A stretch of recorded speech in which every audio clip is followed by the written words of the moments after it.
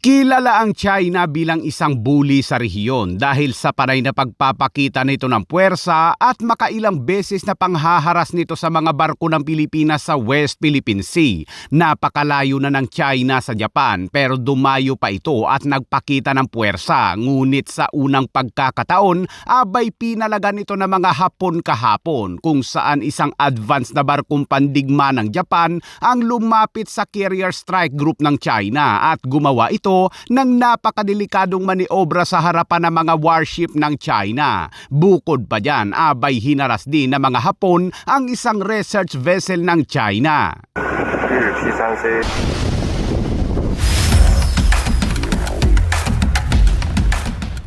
Inanunsyo ng China kahapon na matagumpay umanong natapos ng kanilang Liaoning aircraft carrier ang pagsasanay sa pakikipaglaban sa katubigan at himpapawid ng kanlurang Pasipiko at ligtas na nakabalik sa daungan ng China.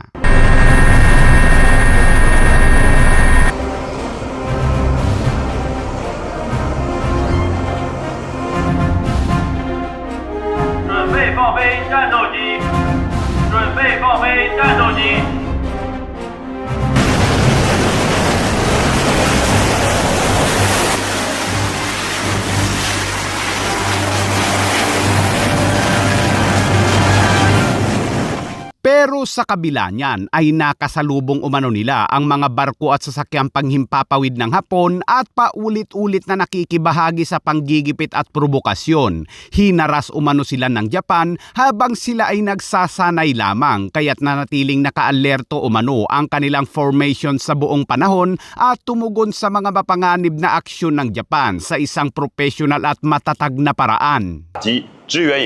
Sa inilabas ng footage ng China PLA Navy ay makikita ang isang destroyer ng Japan na biglang lumapit sa carrier strike group ng China.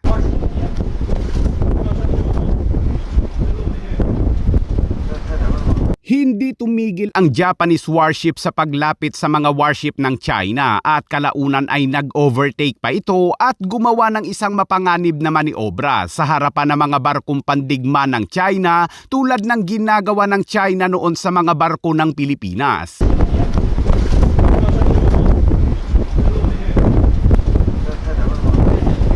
Grabe ang mga Hapon mga kabayan. First time ko lang nakita ito na walang takot na dinidikita ng isang Japanese destroyer ang isang carrier strike group ng China. Hindi basta-basta ang Japanese destroyer na ito mga kabayan. Isa itong 6,800 tons Asahi class na idinisenyo para sa mga submarine hunting. Sa propulsion naman ito ay ginamitan ito ng mga Hapon ng COLCAGS o Combined Gas Turbine Electric and Gas Turbine System.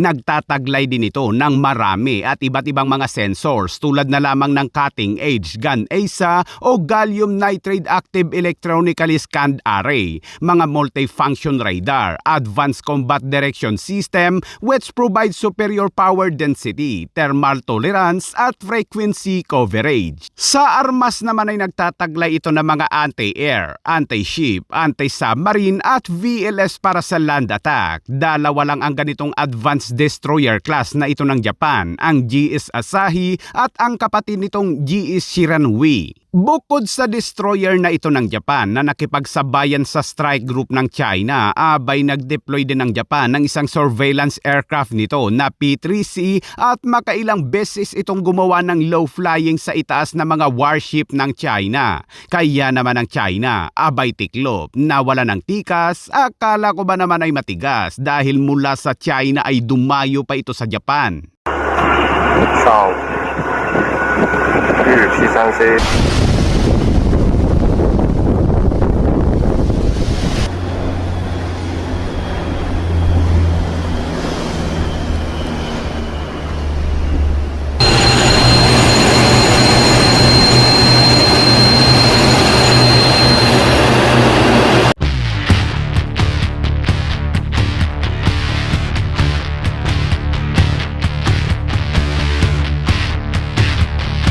Ayon naman sa inilabas na pahayag ng Japan, ang mga warship umano ng China ay nagsanay sa Philippine Sea at kalaunan ay nagmaniobra ang mga ito patungo sa Japan. Dumaan ito sa pagitan ng Okinawa Main Island at Miyako Island kung saan naroroon din ang base militar ng Amerika. Hinimok naman ng tagapagsalita ng Ministry ng Ugnayang Panlabas ng China na si Go Jiakun ang Japan na humiwalay na umano sa militarismo, taus-pusong pagnilayin ang mga krimen nito ng agresyon at pagkuha ng mga tiwala ng mga karatig bansa nito sa Asya at ng pandaigdigang komunidad sa pamamagitan ng mga konkretong aksyon at binanggit din ito ang kasamaan umano ng Japan noong World War II. 我们注意到有关报道，侵华日军大规模开展惨无人道、灭绝人性的活体实验和细菌战，将被永远钉在人类历史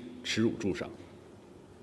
1949年，伯利审判留下大量原始录音、文字记录和物证，形成了完整的证据链，凿实了日军细菌战罪行，延续和补充了东京审判的未尽事宜。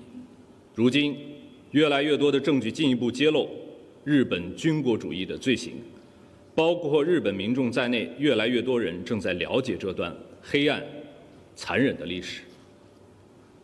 唯有尊重历史事实定论，补齐历史缺憾，坚守和平底线，才能让战争悲剧不再重演。日本在军事化是在走回头路，更是一条不归路。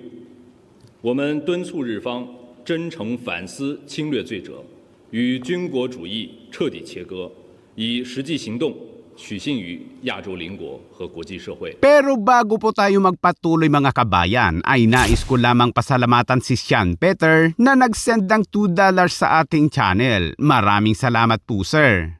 Malakas mangharas ang China pero iyakin din pala ng palagan ito ng mga Hapon. Samantala, isa pang reklamo ng China sa Japan ay hinaras din daw ng Japan at Taiwan Coast Guard ang kanila umanong research vessel na Xiangyang Hong habang nagsasagawa umano ito ng Marine Environmental Survey sa kanilang karagatan malapit sa Taiwan Island sa ilalim ng China's jurisdiction.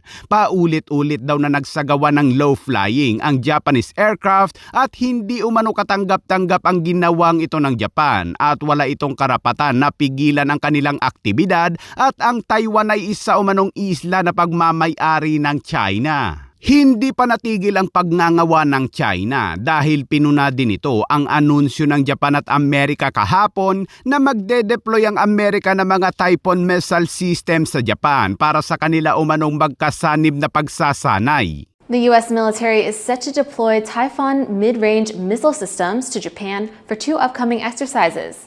Agad yang pinuna ng China at sinabi na ang mga hakbang na ito ay sumasalamin sa patuloy na paggamit ng Japan ng tinatawag na banta ng China na naratibo upang paganahin ang pagpapalakas ng militar nito habang isinusulong ang panloob na pagsasama-sama ng politika, isinusulong ang rebisyon sa konstitusyon at binibigyang katwiran ang pagpapalawak ng militar ng Japan. Kung titingnan sa mga palabas ng China ay tila malakas nga ito dahil sa dami ng mga military assets nito pero dahil sa kakulitan nito sakaling sumiklab ang gyera at pinagkaisahan ang China ay good luck sa'yo.